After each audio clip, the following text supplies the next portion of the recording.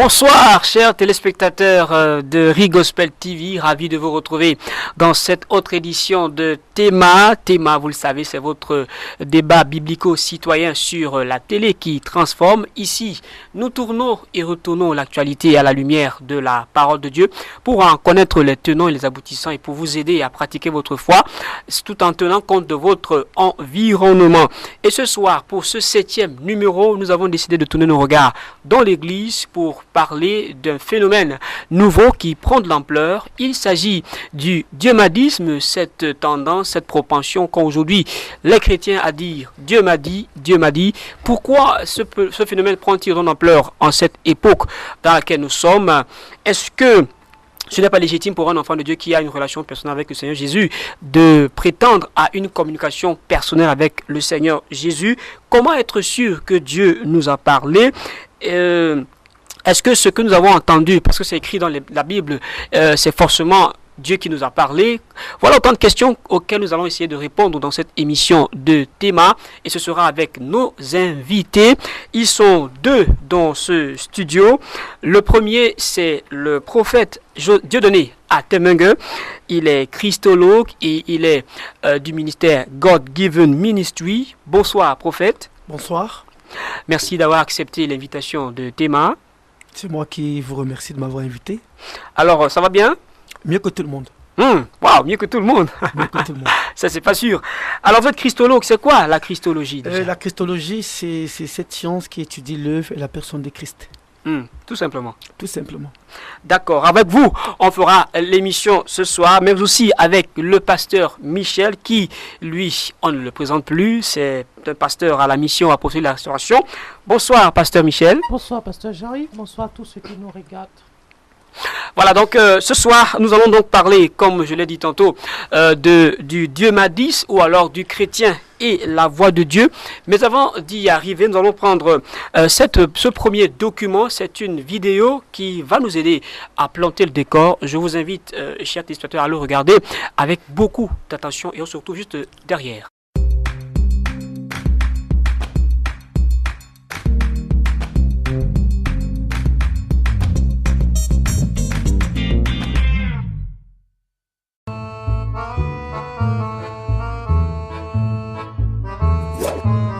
Oh, Sister Lizzie, sorry I am sweating profusely. I just descended from the mountain. April 17th, exactly 2:30 a.m. I was in a trance and I saw 5 girls. 3 from choir, 2 ushers.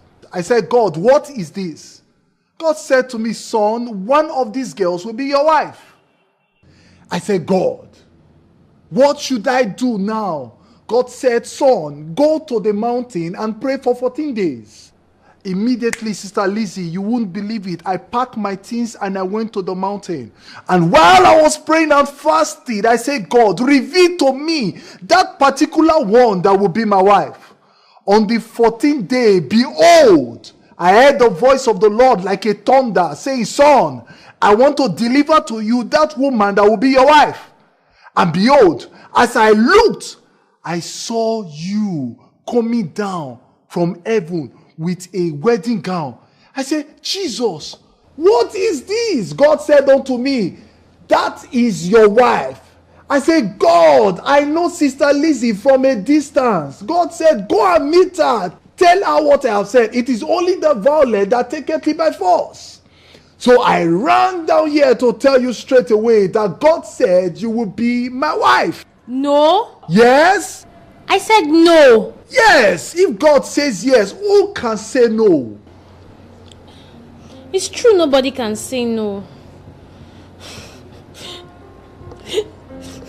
Sister Lizzie, why are you crying? My story. I want to tell you my story. Oh, Sister Lizzie, God knows you. Who am I to know you more? I lost my parents when I was just 10. And so, is that it? I still love you, dear. Before 18 years, I slept with 64 men. Committed 18 abortions. Zuka Sukatada. And have a womb. School's school. And right now, I'm HIV positive. I currently have kidney problem. Doctor said I have 18 months to live.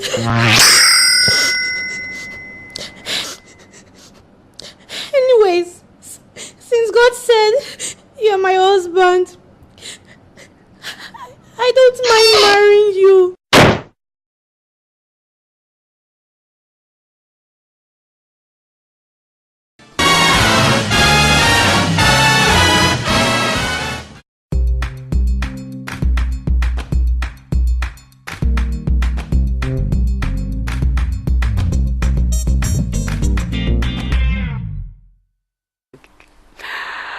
Voilà, retour dans ce studio. Nous avons regardé, n'est-ce pas, cette vidéo qui plante le décor de ce débat. Je rappelle à ceux qui nous rejoignent à l'instant que vous regardez Théma sur Gospel TV. Et ce soir, nous parlons du dieumadisme dans l'Église. Cette propension, cette tendance que les chrétiens ont aujourd'hui à dire Dieu m'a dit, même quand Dieu n'a rien dit. Alors ce soir, pour en parler, nous avons deux invités. On les a déjà présentés, le pasteur Michel et le prophète Atemengue. Alors pasteur Michel, que vous inspire, quel commentaire vous inspire cette vidéo que nous venons de regarder?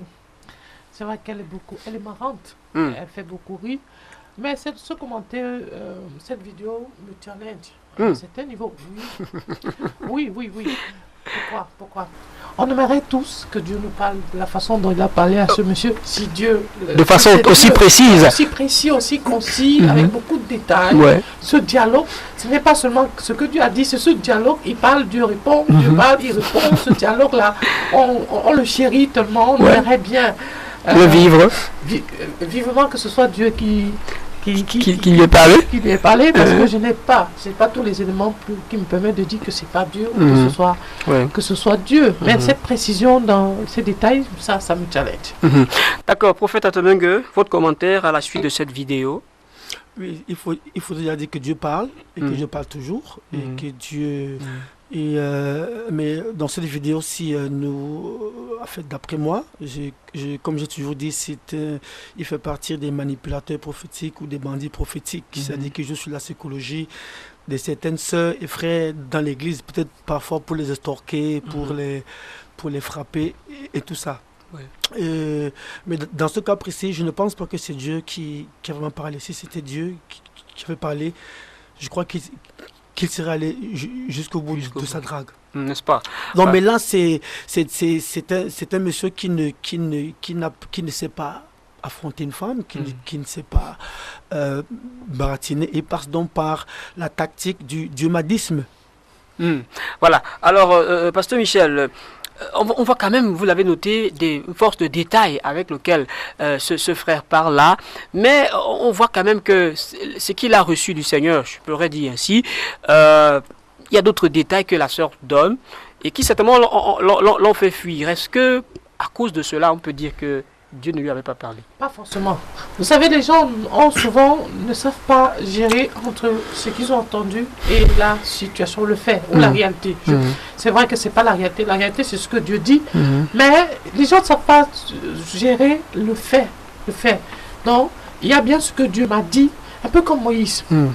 Moïse était conscient qu'il était le libérateur d'Israël. Acte chapitre 7 pourra vous aider. Il était conscient de ça. Donc quand Moïse va tuer ce monsieur, il va en tant que libérateur. Mais la situation se présente et Moïse fuit. Moïse n'arrive pas. Moïse dénie plus tard son rôle de libérateur. Quand Dieu dit que je t'envoie, il dit qui? Alors on va chercher Aaron. Voyez un peu. Donc Dieu peut bien parler à quelqu'un et face à la situation, face à ce que la personne rencontre, la personne n'a pas le courage d'embrasser complètement ce que Dieu lui a dit et d'avancer, mais commence à désister. Voyez un peu. Mais en même temps, les gens peuvent... La Bible dit qu'à la fin du temps, il y aura des ingénieurs du mal. Donc quelqu'un peut se faire et être un bon acteur. Un bon acteur et lui présenter ça comme Dieu m'a dit. D'ailleurs, on a vécu des choses comme ça à l'église. On vit encore même des choses comme ça à l'église. D'accord. Alors, prophète Atemengue, on se rend compte qu'aujourd'hui, ce phénomène de dieumadisme, cette tendance que les gens ont dit, Dieu m'a dit ci, Dieu m'a dit cela, est gagne de l'ampleur aujourd'hui, à notre époque, ce qui n'était pas le cas à certaine époque. Qu'est-ce qui peut expliquer que ce phénomène gagne du terrain aujourd'hui? Moi, je dis que les chrétiens sont en train de prendre conscience de Dieu. Vous savez, lorsque un chrétien est régénéré, j'entends par là, lorsqu'il est né de nouveau, son esprit est régénéré. Et dans l'homme qui est tripartite, c'est l'esprit de l'homme qui a de plus de valeur. Mais maintenant, c'est l'esprit de l'homme qui est régénéré, qui donne conscience, qui donne la conscience de Dieu à l'homme. Et maintenant, ceci permet déjà au Saint-Esprit qui habite en le croyant de pouvoir communier ou de communiquer avec lui. C'est pour dire que je voudrais dire que le dieumadisme pour moi n'est pas un problème. Sauf que il y a des faux, pas parce qu'il y a des faux qu'il n'y a pas de vrais. Dieu parle. Ouais. Oui. D'accord. Alors, Pasteur Michel, phénomène nouveau, pourquoi il y a autant d'ampleur de ce dieumadisme à cette époque? Phénomène nouveau, non. Phénomène qui a pris de l'ampleur à cette époque, oui. Vous savez, dans les pages de l'Écriture, il y a beaucoup de Dieu m'a dit. Ainsi parle l'Éternel, c'est Dieu m'a dit. Vous voyez un peu, les Écritures sont pleines de Dieu m'a dit. Ouais. Et à l'époque même de certains prophètes, il y avait des faux prophètes qui venaient donner des faux Dieu m'a dit. Donc, même les faux Dieu m'a dit ne naissent pas. Ne sont pas d'aujourd'hui. Mais il y a quelque chose qui amplifie ça.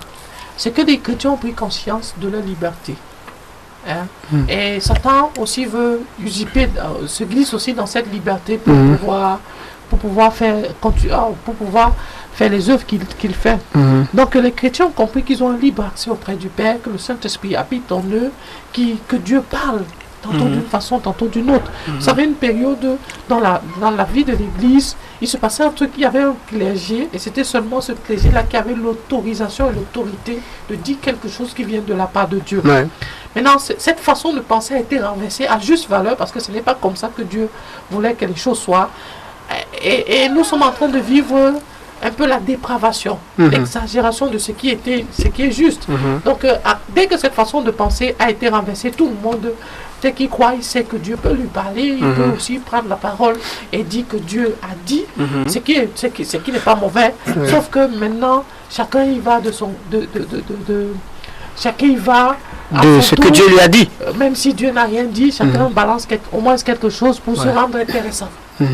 Voilà, et bon, il y a d'autres chrétiens, Pasteur Michel, qui ont plutôt peut-être choisi, je ne sais pas, mais qui vont quand même voir des prophètes, entre guillemets, je me souviens comme ça, j'étais amusé par une affiche dont le thème c'était un programme qu'on annonçait dans la ville de Douala, dont le thème était « Prophète, qu'est-ce que ton Dieu dit dans ma vie ?»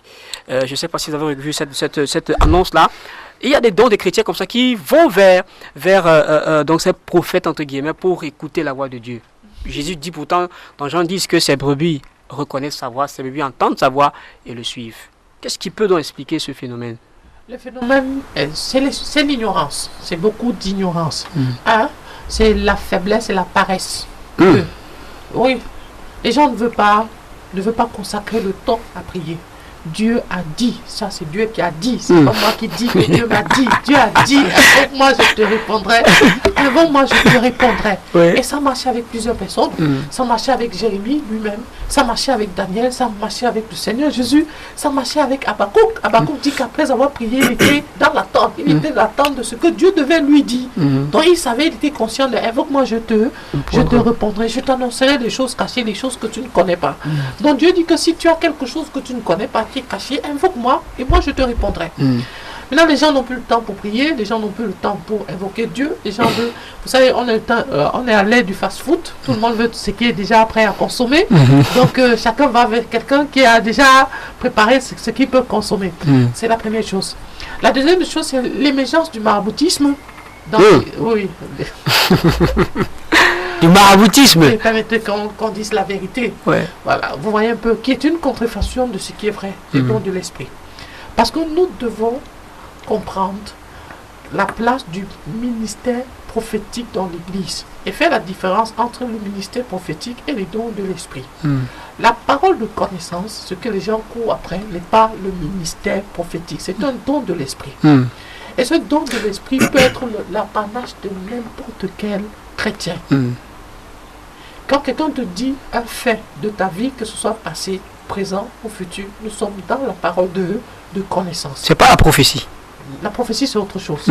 C'est la parole de connaissance. Même la prophétie, c'est le panache, ça peut être le panache de tout chrétien. À la base, tout chrétien doit parler en d'autres langues et prophétiser. Tout chrétien doit. Maintenant, si tu ne le fais pas, c'est qu'il y a un problème. Je prendrai mon esprit sur tout tuer, vos fils et vos filles prophètes. Voici des miracles qui accompagnent ceux qui ont crié, parleront en d'autres langues. Donc tout chrétien doit prophétiser. Donc chaque chrétien a l'habilité de prophétiser, a la capacité de prophétiser, a l'autorisation divine de prophétiser. Sauf que quand Dieu donne l'habilité et l'autorisation, il faut encore que celui qui l'a reçu exerce dans l'analogie de sa foi. Donc c'est ça. Donc on doit se rendre compte que le ministère des prophètes, le prophète n'est pas là pour donner aux gens des paroles sur leur vie. C'est pas ça le ministère prophétique. Donner une parole sur la vie de quelqu'un, c'est un don de l'esprit. Tout le monde peut le faire, même celui qui n'est pas prophète. Parce qu'aujourd'hui, quand quelqu'un donne 2, 3, 4 paroles de connaissance, il s'établit directement dans le ministère du prophète. Aujourd'hui, on cherche les prophètes à l'église. Oui, on cherche les prophètes à l'église. Mais on voit plein de personnes qui exercent dans les dons de l'esprit, dans le don de parole de connaissance et dans. Maintenant, je dis à mon frère ou à ma soeur qui me regarde maintenant, c'est ta paresse. C'est ta paresse, c'est parce que tu ne veux pas prier que tu passes ton temps à courir derrière les prophètes. Si tu invoques le Seigneur, il te répondra, il te t'annoncera les choses cachées, les choses que tu ne connais pas. Voilà, prophète à Temengue, apparemment vous êtes interpellé, vous êtes prophète. Alors, aujourd'hui, qu'est-ce que j'espère que vous avez aussi des gens qui viennent vous voir pour avoir des paroles sur leur vie? Des milliers. Et vous leur en donnez? Vous les en servez? Waouh! Ouais, expliquez-nous un peu ça. Mais c'est quand même des chrétiens qui peuvent aussi écouter Dieu. Oui, non, mais avant, je voudrais me permettez-moi déjà de pouvoir expliquer ce que c'est qu'un prophète. Et ce que c'est que la prophétie. Encore, c'est quoi prophétiser? C'est bien qu'il a déjà évoqué, il a ouvert un pan de voile sur les paroles de connaissance et sur la manifestation des dons. Ok, je veux commencer à dire que la prophétie est un don de Christ. Selon Apocalypse 3, verset 11.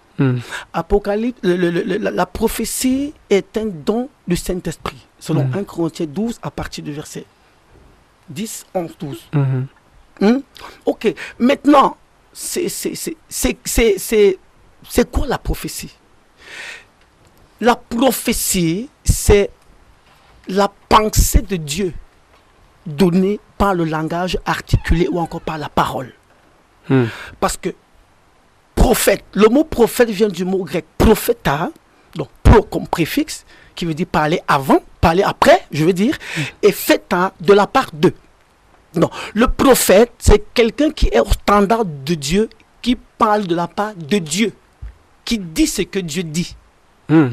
Ok, donc le prophète est un messager de l'Éternel. Ok, bon maintenant, il a dit une chose, hein. Il y a les dons, les paroles de connaissance qui ne sont pas des prophéties. Les paroles de connaissance qui ne sont pas des prophéties, mais dans la plupart des cas, nous constatons que la parole de connaissance va le plus, pas toujours, avec le don mystère de prophète. Vous allez voir Daniel chapitre 2, le verset, je crois 2, le verset 22. Le Seigneur dit qu'il révèle les choses cachées. Donc à un certain moment donné, attendez, permettez-moi de vous dire, le don ministériel, le don de prophète est différent du don de prophétie. Okay. Lorsqu'un chrétien est né de nouveau, il a le Saint-Esprit en lui, avec lui et sur lui. C'est-à-dire l'onction, le revêtement de la puissance d'en haut. Ça, c'est pour tout chrétien, opérer les miracles, parler en langue, blablabla. Mais non, lorsque Dieu appelle ce chrétien qui a les 3 dimensions de l'onction en lui, avec lui et sur lui, pour un ministère, par exemple le prophète, apôtre ou pasteur, Dieu, dans chaque ministère, il y a une onction pour le ministère, pour l'œuvre à laquelle Dieu t'a appelé. Et il y a une onction. Ok, donc maintenant, le prophète, c'est quelqu'un qui ne dit pas ce qu'il pense ou de sa volonté. On peut lire 2 Pierre, chapitre 1, le verset 21. C'est inspiré de Dieu que le prophète parle. On est d'accord? Ok. Maintenant, pourquoi est-ce que les gens vont donc voir les prophètes? Non, mais là-bas, c'est pas les prophètes là-bas. Ça va, c'est les hommes qui ont parlé de la part de Dieu.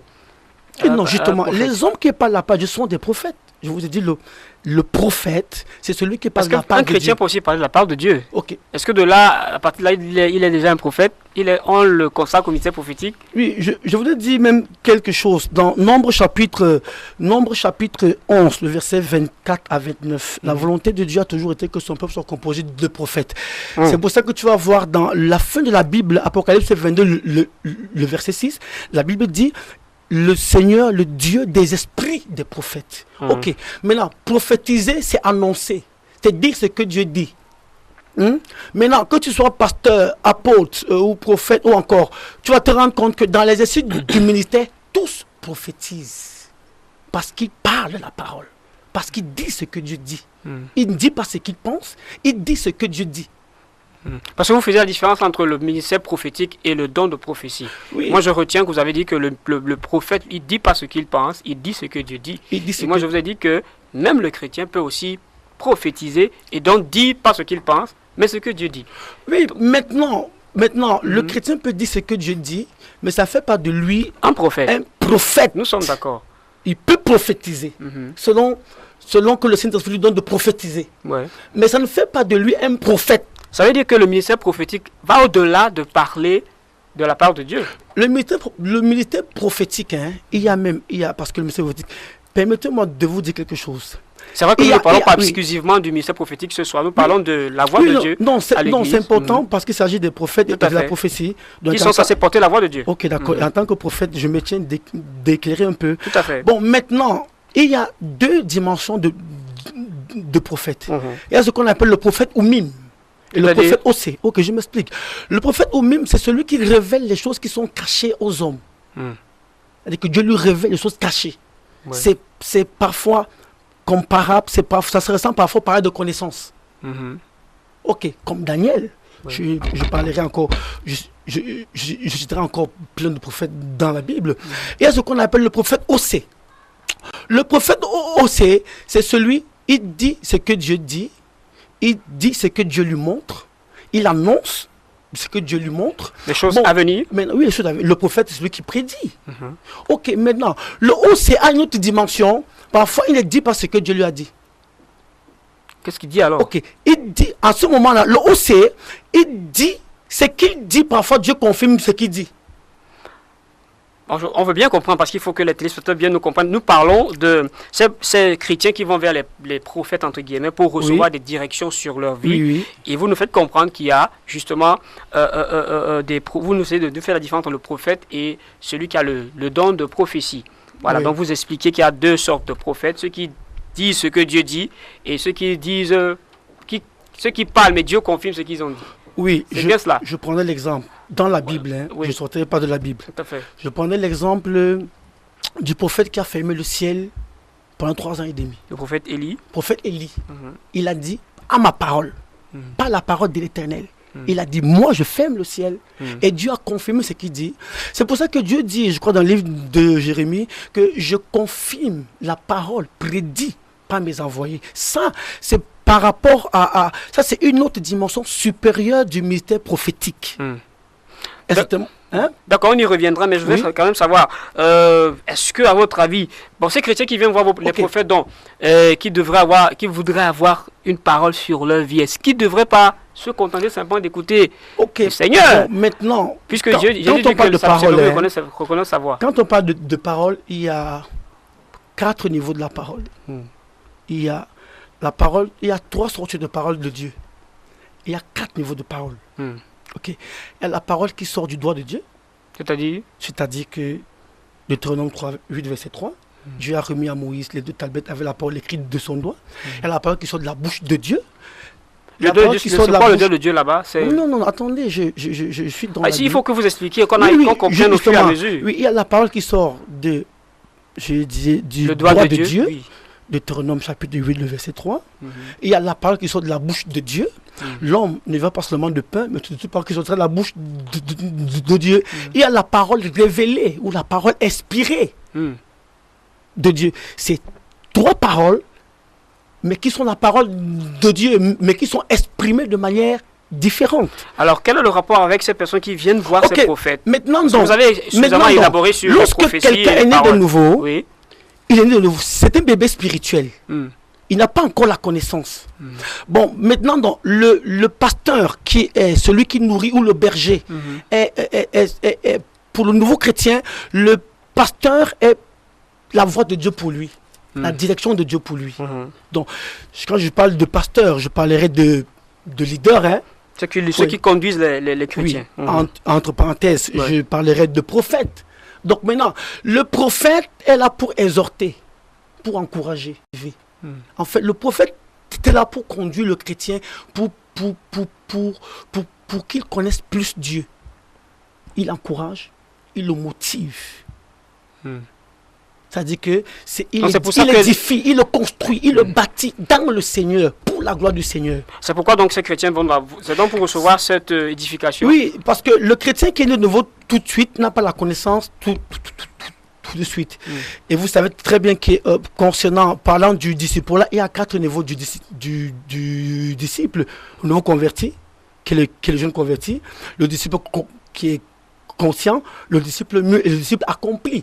Le disciple accompli est celui qui sait ce que le maître sait, qui fait ce que le maître fait, qui est capable de reproduire ce que le maître reproduit.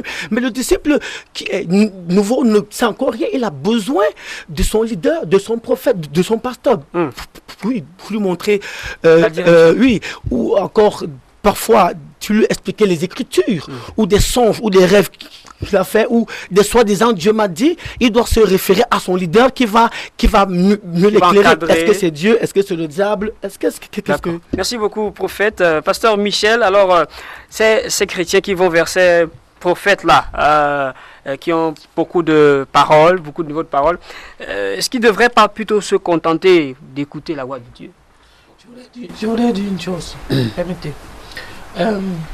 Quand on dit ces chrétiens qui vont vers ces prophètes-là, on parle bien de ce qu'on vit aujourd'hui. Bien sûr. On ne parle pas de ce qui doit être. Non, les chrétiens qui vont chez les prophètes aujourd'hui, ce sont des chrétiens qui veulent entendre une parole, pas des Écritures, une parole concernant leur vie. Bien sûr. Donc, je suis venu, pasteur, pour que tu me dises qu'est-ce qui bloque dans ma vie. Ouais. Je suis venu prophète. Pour que tu me dises quand est-ce que je veux me marier. Je suis venu prophète pour que tu me dises si j'aurai des enfants, si je un travail. C'est de ça qu'on est en train de parler. Bien sûr, bien sûr. Voilà. Donc, j'aime une chose dans son intervention. Le berger est celui qui donne la direction. En d'autres termes, le Saint-Esprit utilise le berger pour donner la direction. Donc, ce n'est pas un prophète qui donne la direction à un enfant de Dieu dans sa vie. C'est son pasteur.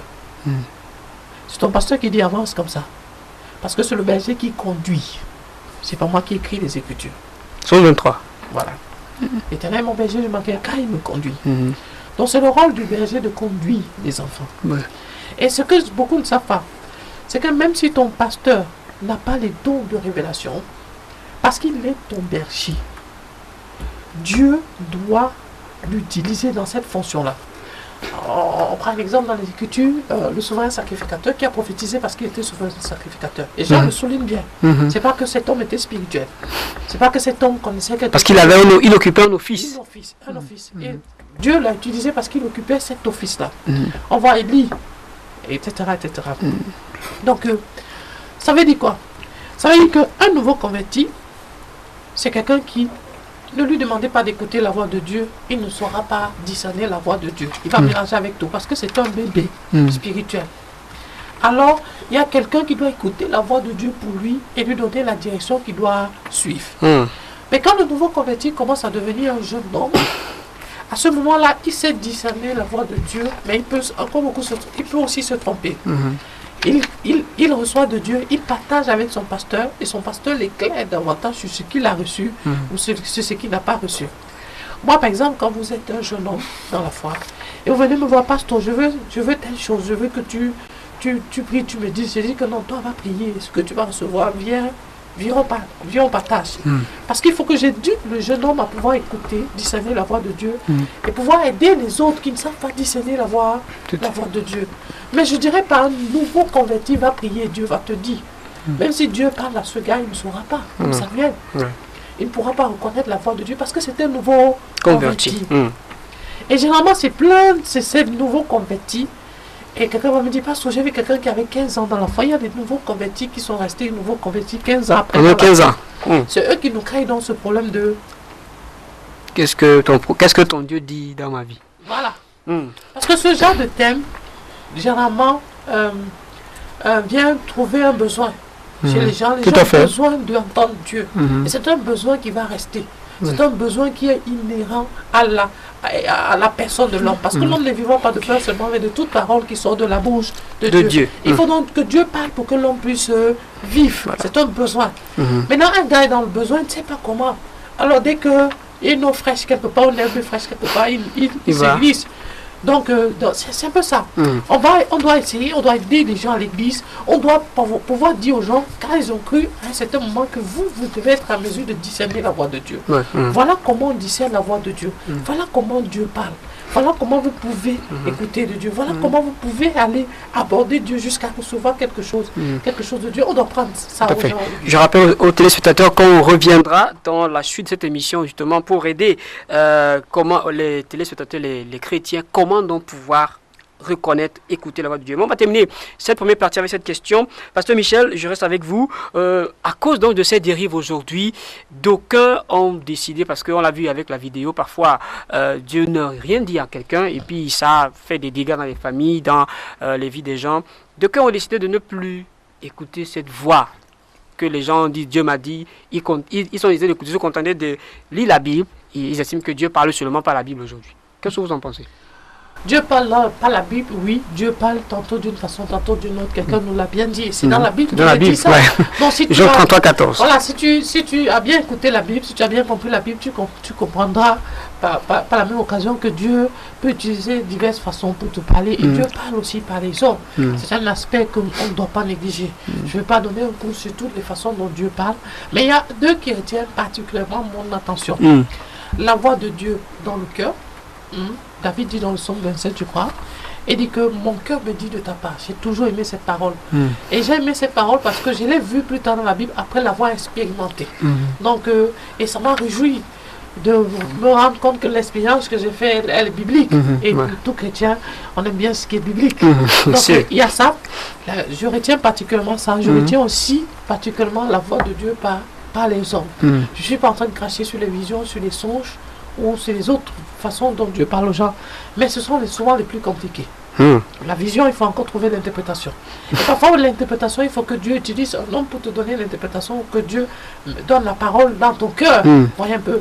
Parfois, donc, le songe aussi, il faut encore l'interprétation. Donc, c'est un peu ça.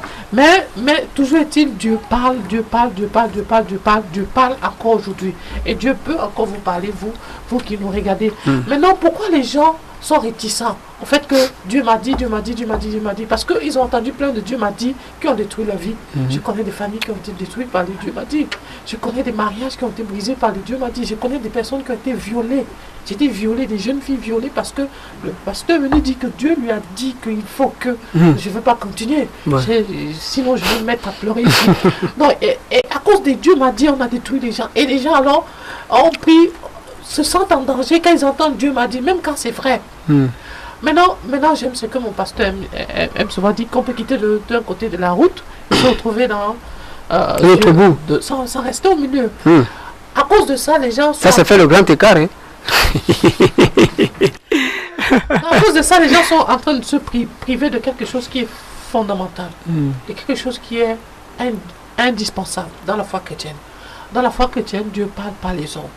Et si tu te braques carrément à tout ce que Dieu peut te dire par un homme, tu n'écouteras pas à 80, peut-être, je ne sais pas le pourcentage, mais à beaucoup de pourcents, tu n'écouteras pas la voix de Dieu.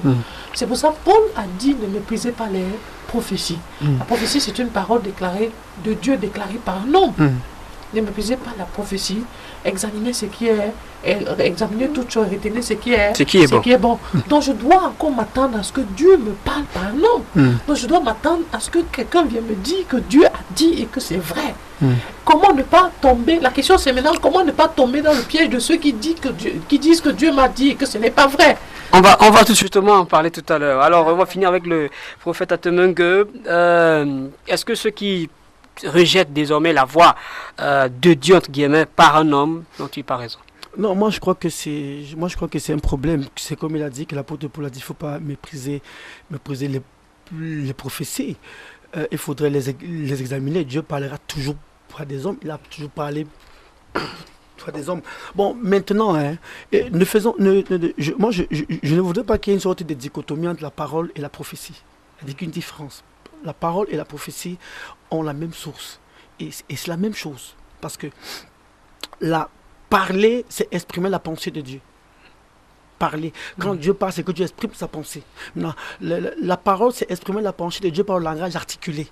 Ça peut être le langage écrit, ça peut être le langage révélé, ça peut être le langage... Mais sur la parole, maintenant... C'est certainement un problème de canal, parce que quand on parle de la parole, ici on parle de la parole écrite, la prophétie, comme l'a dit le pasteur Michel, c'est quelqu'un qui parle de la part de Dieu, mais toujours inspiré comme les Écritures sont même inspirées par... Je veux dire quelque chose, hein, que le pasteur, il a très bien développé là. Lorsque les chrétiens ou les jeunes croyants vont voir des prophètes, le prophète ne lui dit pas ce qu'il pense. Le prophète n'invente pas. Le prophète doit lui dire selon ce qui est écrit. Alors, pour l'édifier. Là, on parle de ce qui devrait être. On parle de ce qui devrait être. Mais ce n'est pas toujours le cas. Oui, c'est comme ce matin, il y a une femme qui arrive, avant que je n'arrive ici, elle est venue me voir, ça fait 8 ans, j'ai des maladies comme ça, j'ai déjà vu les prophètes, tu es chrétienne, oui. Tu es né de nouveau. Elle me dit, oui, comment? Explique-toi. Moi, je crois en Dieu. Il a fallu que je lui parle encore du christianisme, de Jésus, le Saint-Esprit, la nouvelle naissance, le royaume de Dieu, les enfants de Dieu, patati patata. Et pour lui dire qu'en fait, si tu es affermi dans le Seigneur, si tu as Christ avec toi, tous ces petits problèmes que tu as vont tomber. C'est ça aussi le prophète. Donc le prophète n'est pas là pour dire aussi seulement que c'est vrai que Dieu peut dire, hein, parce que Dieu dit, Dieu révèle, il prédit. Il peut dire que je vois... Peut-être dans 5 ans, tu vas te marier, il y a un projet, ben tu vas voyager. Ça arrive. Dieu est souverain. Ok. Maintenant, en tant que prophète, vous avez déjà fait ça? Oui, je le fais. Chaque fois que je rends ministère, Dieu me parle beaucoup. Si vous observez mes vidéos dans les croisades ou dans les séminaires, je me parle beaucoup. Et mon son prophétique se manifeste beaucoup avec une présence de miracles instantanés et de délivrance. D'accord. Je ne me prépare pas avant, c'est science tenante. Et Dieu me dit, il y a telle femme. Ça c'est Dieu. Et ce n'est pas pour galvaniser ou bien pour inciter la foule ou bien pour la foule. Non. Je dis ce que Dieu dit. Parfois, je suis étonné. Et on imagine que vous avez des témoignages nombreux. Beaucoup. Des milliers de témoignages. D'accord, on va prendre une deuxième pause. Hein. Je rappelle que vous regardez Théma sur Rigospel TV. Nous parlons du chrétien et de la voix de Dieu. On va prendre une deuxième pause. Ce sera avec une deuxième vidéo. Ce sera cette fois-ci Sister Carol. C'est tout de suite.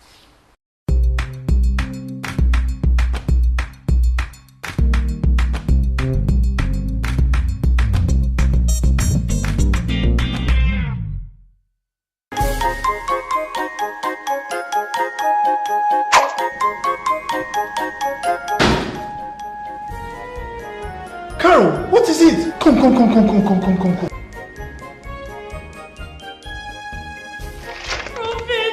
my body. Hey, the person you said is God's will for me that I should marry. He wants to kill me. Look at my body. I reject it for you. Prophet, for the past 6 months since we married, he has been beating me, pointing gun at me that he wants to shoot me, he wants to kill me. I cannot do. Sister Carol, was it not the name of 3 brothers you sent to me so I can pray for? This was the particular one God chose for you. Prophet, this was why I wanted to marry Ken. No, you said it was not the will of God for me. See what you have put me into. See now. He's a good man now. Your husband is a giver. Even before you married him, he has been sowing seed into this ministry. Sister Carol, we cannot afford to lose this man. We cannot. Except I am not a man of God. If I am a man of God, this marriage must work. Prophet is pushing me all over the place with God. No, I cannot. I just can't continue. I can't. Oh, these are the things I don't want to hear, Sister Carol. These are the things I don't want to hear. Where is your faith? Look into my eyes. I say, where is your faith? I've been married for 20 years. My faith has not shaken one day. I've seen all manners of things. You are just married 6 months. Because of little quarrel, small beating, and then gun carry, your faith is wavering. You are running kitty everywhere. Sister Carol, do you remember Daniel was thrown into the lion's den and he stood his ground? Shadrach, Meshach, and Abednego, they were thrown into the fire. They stood their ground. Sister Carol, stand your ground. You have to go back to that marriage. Face your husband. Confront the situation. And you know God hates divorce. All these things are just trials of faith. Trials of faith. Jesus. God said, here is my wife. Sister Carol. Hey. I thought you were joking. Your husband is bloody.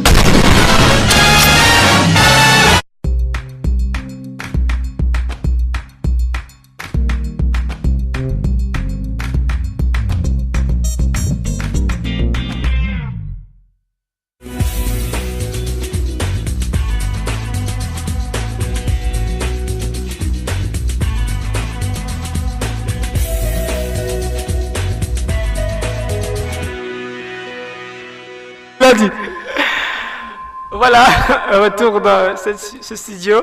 Une vidéo plutôt marrante.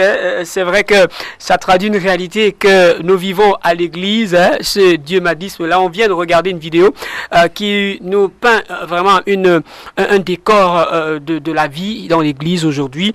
Alors, je vais demander, prophète Atemengue, on vient de regarder cette vidéo. C'est une jeune fille qui allait voir son prophète. Voilà, comme on l'a dit tout à l'heure, certaines personnes qui vont voir des prophètes, elle a envoyé 3 noms au prophète pour qu'il prie, pour que Dieu finalement dise qui sera l'heureux élu. Et le prophète a prié, il s'est avéré que c'est son mari, celui qui a été choisi, qui était son mari selon la volonté de Dieu. Mais il s'avère que ce monsieur la pourchasse tous les jours avec le fusil. Qu'est-ce que ça vous inspire? Qu'est-ce que ça m'inspire? Moi, je vois beaucoup de... j'aperçois beaucoup de cupidité dans ça. Maintenant, il y a des faux prophètes. Il y a des faux prophètes, des faux pasteurs, des faux... Ça n'a pas commencé aujourd'hui. C'est des choses que l'apôtre Paul a décrites depuis fort longtemps. Il y a ces lourds ravisseurs-là qui vont entrer dans l'église. Bon, maintenant... Moi, je pense que c'est vrai que les chrétiens ont beaucoup de problèmes. Ils ont besoin d'aide, de conseils, de direction, d'être édifiés, d'être bâtis. Mais maintenant, mais seulement, ils tombent sur des mauvais prophètes, des mauvais pasteurs. C'est ça le problème. Et la cause de toutes ces choses, c'est qu'aujourd'hui, on ne retrouve pas des véritables enseignants, prédicateurs de la parole pure de Christ. C'est ce qui fait que les chrétiens vont de gauche à droite et de gauche à droite. D'accord. Pasteur Michel, dans cette vidéo, on a l'impression que la sœur avait déjà dans son cœur un choix, il s'appelle Ken, voilà, mais le prophète a dit que non, ce n'était pas le choix de Dieu. Alors, ça m'amène à vous poser cette question. Est-ce qu'on peut accepter une parole qui vient de notre pasteur, de notre prophète, même si dans notre cœur, on n'a pas, ça ne correspond pas à ce que nous avons dans notre cœur, à l'intérieur de nous. Tout à l'heure, vous parliez d'une voix, de la voix dans notre cœur. Qu'est-ce qu'il faut faire dans ce cas-là? Je voulais dire une chose, le Saint-Esprit nous a été donné pour nous aider. Le Saint-Esprit habite en nous. Oui. Et très souvent, le Saint-Esprit laisse des signaux à l'intérieur de nous. Et la Bible dit que tout ce qui n'est pas fruit de conviction est un péché. Ça veut dire que ne m'embarque pas dans quelque chose dont je ne suis pas convaincu. Voyez un peu. Oui. Et moi, je ne dois pas m'embarquer dans quelque chose dont je ne suis pas convaincu.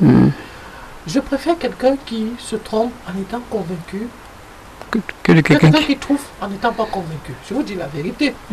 Pourquoi? Parce que cet élément que nous appelons la foi est cher au cœur de Dieu. Et sans la foi, il est impossible de lui être agréable. Je souhaiterais que personne ne se trompe. Que celui qui est convaincu soit convaincu de ce qui est vrai. Mais je préférais, moi, quelqu'un qui se trompe en étant convaincu que de quelqu'un qui trouve en étant pas convaincu. Donc, la sœur aurait dû écouter davantage l'esprit qui est dans son cœur, qui parlait dans son cœur. Parce que quoi? Parce que un prophète peut se tromper. Oui. De même qu'elle peut se tromper. Et ça ne fait pas de lui un faux prophète? Ça ne fait pas de lui un faux prophète. Même si on voit ici que c'était la cupidité. C'est la cupidité qui a donné son conseil. Ouais. Mais un prophète peut se tromper, ça ne fait pas de lui un vrai prophète. J'ai au moins 2 exemples dans la Bible. Quand David a fait appeler Nathan et lui a dit le projet qu'il avait dans son cœur. Et Nathan lui a dit, vas-y, Dieu est avec toi. Il s'était trompé. Quand Nathan s'est tourné, Dieu lui a dit, qui t'a dit de dire ça? Je ne suis pas avec lui, va lui dire que c'est son fils qui va le faire. On a vu Samuel, quand Samuel est arrivé chez le père de David, pour le futur roi, quand il a vu le grand frère de David, il dit, non, il ne faut même pas chercher. Voici vraiment... le roi d'Israël. Voilà. Et Dieu lui a dit que, stop, vous les hommes, vous regardez l'apparence, moi je regarde au cœur. On a vu, il y a aussi Jean-Baptiste, donc il y a plein d'histoires, il y a plein d'exemples comme ça, dans le rempli même du Saint-Esprit, qui se sont trompés, quelque part. Donc le prophète peut se tromper. Maintenant, moi, pourquoi est-ce qu'il se trompe? Plusieurs raisons, il y a plusieurs raisons.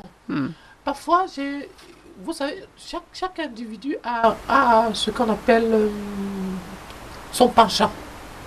Vous comprenez? Je peux avoir un penchant pour quelque chose. Et à un moment donné, je finis par croire que c'est Dieu qui est en train de dire que... Donc je mêle ma pensée à la pensée de Dieu. Voilà. Donc je peux... C'est plusieurs raisons. Plusieurs raisons. Et puis c'est aussi humain. C'est humain. À moins qu'on devienne un homme parfait, il peut nous arriver de nous tromper. Voilà. Et on peut devenir un homme parfait. Non, c'est humain. C'est humain de se tromper. L'homme peut se tromper. Seul Dieu ne se trompe pas. D'accord. C'est ça. Alors, prophète Atemengue, est-ce qu'on doit donc, à votre avis, recevoir une parole d'un pasteur, d'un autre prophète, et couler dans ça, même si nous ne sommes pas convaincus que... Parce que peut-être que c'est notre prophète ou c'est notre pasteur qui nous a parlé. Oui, le pasteur, c'est celui qui nourrit. Quand je parle de pasteur, je parle de tous les 5, de tous les 100 dons ministères. C'est les gens qui sont là. C'est celui qui nourrit le peuple avec la bonne parole. J'ai rencontré une dame qui m'a dit, vraiment, moi je parle pas en langue. Parce que moi, je suis arrivé là-bas dans une église, les gens parlaient en langue et... Moi, je n'étais pas convaincu. Moi, je crois que c'était... Le pasteur m'a même assis un peu de ça. Mais moi, j'ai cru que... pour moi, ce n'est pas... Okay. C'est pas normal. Maintenant, que faut-il faire? Alors qu'on est en train de lui dire la vérité, lui, on sait la vérité. Bon, maintenant, le pasteur, pour les chrétiens qui sont à un certain stade élémentaire, le pasteur est la voix de Dieu pour les chrétiens. La voix de Dieu pour les chrétiens selon les Écritures. Selon les Écritures. Non, c'est par exemple le cas de cette jeune dame. Le gars, il est cupide. Il voit, il y a un gars qui fait le gros offrande, 1 million, 500 000. Il a ses gros projets. Il dit non, vraiment, à ce niveau, c'est le gars là. Ça, c'est le gars là. Le conserve. Oui, je pense que c'est de la méchanceté, c'est même de la sorcellerie. Ce gars, c'est un criminel. Donc, bon, c'est vrai que moi, je ne critique pas beaucoup, je ne porte pas beaucoup de critiques sur ce que les gens font. Moi, je fais ce que je fais, je reste christocentrique. Donc, il faut quand même aussi examiner les choses. Il faut. Parce que la critique, c'est pas... Parce que critiquer, c'est peut-être condamner et dire c'est pas bon, alors c'est vrai que railler même à la limite. Je décris déjà certains comportements, comme il a si bien au début du maraboutisme ou le maraboutage dans l'église, certaines actions que j'appelle les actions prophétiques, en fait, qui sont plutôt des actions sorcellériques. Aujourd'hui, dans l'église, j'ai appelé un prophète qui passait dans une radio. Je lui ai demandé, est-ce que Paul a fait ça? Est-ce que Pierre a fait ça? Est-ce que tel a fait ça? Est-ce que les sons même? Est-ce que Daouz a fait ça? Est-ce que Saint-Claude a fait ça? Ici à Douala, est-ce qu'il faut d'abord, les gars demandent les mamites à l'église, les balais, venez avec les balais, venez avec les seaux, pour obtenir une délivrance. Moi, je pense que nous devons exhorter les chrétiens à les conduire à la connaissance de Christ. D'accord. La parole écrite et pouvoir leur expliquer aussi la parole révélée, leur donner une direction qui est valable pour leur bien, pour construire, créer la paix et l'harmonie dans la vie. D'accord. Donc, si je vous comprends bien, cher pasteur, le pasteur est la voix majeure dans la vie d'un chrétien. Non, Pasteur moi, Michel. Pasteur Michel, d'abord. Ce qu'on a dit, c'est que quand quelqu'un est nouveau converti, Mm. il a du mal à reconnaître la voix du Saint-Esprit. Mm. Comme un enfant qui a besoin de quelqu'un qui peut identifier la voix de l'Esprit pour lui et lui donner la direction. Mm. Le pasteur, c'est son rôle de donner la direction. C'est ce qu'on dit. Mm. On dit aussi que quand la personne commence à grandir, il attend des choses, il partage avec son pasteur, parce qu'il peut se tromper. Et le pasteur, ayant une maturité plus élevée que le sien, peut l'éclairer là où il s'est trompé. À ce moment-là, celui-là commence déjà à avancer selon la direction que le Saint-Esprit lui donne, mais il marche aussi selon la direction que son pasteur lui donne. Et si c'est vraiment le Saint-Esprit et que son pasteur est vraiment dans le Saint-Esprit, il y aura une symbiose. Ressemblance. parfait. Vous souscrivez à cela, prophète Oui, Domingue? on dit la même chose, vous savez. Et il y a 4 niveaux de la parole, il y a 4 niveaux du chrétien ou du disciple-là. Il y a le nouveau converti, au niveau de la parole, l'est. On le flatte encore. Lorsqu'il grandit, il devient le disciple conscient. Il se rend compte qu'à l'église, donc pas encore dit repentez-vous, donc pas encore dit confessez vos péchés, donc pas encore dit. Bon, maintenant il y a le disciple mûr, celui qui prend, qui conçoit la nourriture solide. oui, et qui obtient les choses par la foi. Il n'est plus là qu'on va dire de soi, machin. Non, il est déjà conscient. Il doit connaître Dieu, il doit batailler lui-même, il doit prendre ses responsabilités. Et ça, c'est proportionnel à un niveau de parole ou de la connaissance de la parole qu'il a. Parce que le chrétien grandit selon la quantité et la qualité de nourriture Qu'il consomme. Il y a ce qu'on appelle la parole, le lait. Le lait, c'est le niveau dans lequel Jésus-Christ opérait. Lorsqu'un chrétien opère au niveau de la parole, il n'aura plus besoin d'aller voir un prophète ou un apôtre parce qu'il connaît déjà ce que le maître connaît. Vous avez parlé de la parole lait. La parole lait. Dans lequel Jésus fonctionnait. Oui, c'était le niveau de la parole. C'est cette parole-là qui était extraordinaire. Ésaïe chapitre 7, le verset 15. Le niveau miel, c'est le niveau terminal de la parole. Je connais bien des hommes de Dieu ici qui sont en train d'aller un peu à ce niveau de la parole-là. Et vous êtes à quel niveau? Vous êtes à quel niveau de la parole? Non, je suis au niveau lait. D'accord. Je suis au niveau lait. Je suis encore en train d'apprendre. J'apprends chaque jour. Ok, donc bon, maintenant, le pasteur, je veux juste avec ça. Le pasteur n'est pas la voix, comment on dit, majeure. Oui, il est pour le nouveau, mais pour le chrétien mature, il n'est plus. D'accord, c'est entendu. Alors maintenant, est-ce qu'il est possible qu'un chrétien entende la voix de Dieu mieux que son pasteur? C'est une réponse que souvent les pasteurs n'aimeront pas. Pour la simple raison que... Non mais oui, il y a des exemples dans l'écriture, les Écritures. Il y a Samuel, à un moment donné, attendait la voix de Dieu, mais qu'Élie